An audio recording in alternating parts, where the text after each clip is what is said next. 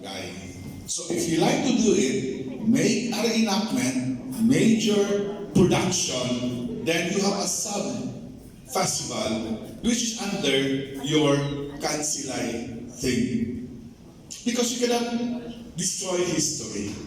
Even in Caloocan sa Mactan, which I handled N times, and even Victor handled sa Caloocan sa Mactan, we always ask guidance with our historians, with the NHCP, the National Historical Commission of the Philippines. We all ask them about the costuming, the accessories, and we learn that the Cebuanos are the mangayaw. We are not being hunted or being taken as slaves. We are the one getting slaves from Malaysia and Indonesia. And we are that fierce pintados or that good people in the Visayas. So ang advice ko, make it a reenactment na talagang bongacious production. Last year, our cost for the reenactment was about 8 million to reenact for a 10-minute production.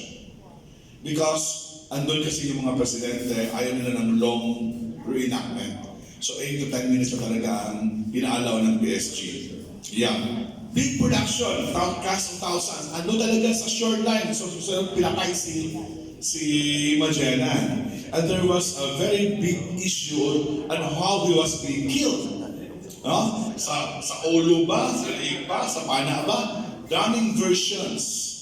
And we even went as far as Portugal, to the place where Magellan grow up. So doon kami nag-ask kami kung paano ba talaga ang version ng mga Portuguese regarding the killing of Magellan. Ibang versions.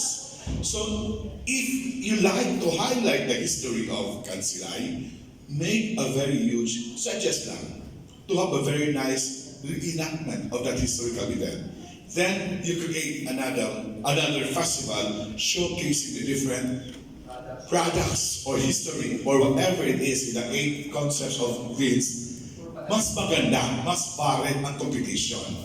But still it's under the Caloocan sa Mactan at our Kansilay celebration. We are now celebrating, kasi in Mactan, we are now celebrating the new Mactan, the new Lapu-Lapu. After the killing of Magellan hundreds and hundreds years ago, what happened now after the killing of Magellan? Do we stick to the killing every day? Of course, we reenact, we honor Lapu-Lapu. But now is a new Lapu-Lapu, and we now showcase the guitar, the different basket waving, lahat ng festivals ng different barangays in a one festival, sad-sad sa Mactan, sa Caloocan, sa Lapu-Lapu.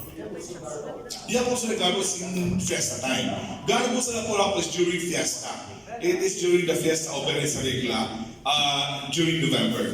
We have another festival naman, Garbo, Pride of Lapu-Lapu. But in the Caloocan sa Mactan is sad-sad. Manayaw ta kanidaog na si Lapu-Lapu. So nanayaw ta kanidaghan na baligya, mandami nating sales sa guitars. So yun ang namang ginawa. So ang daming taong pumupunta, not just a reenactment, but also the showcase of different festivals of each barangay.